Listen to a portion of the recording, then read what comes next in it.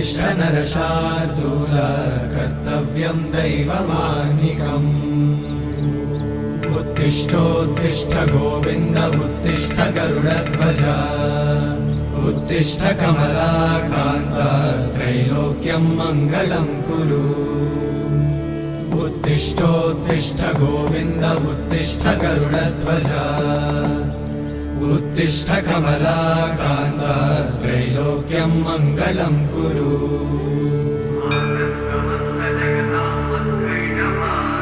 मातः समस्त जगतां मधुकैटभारे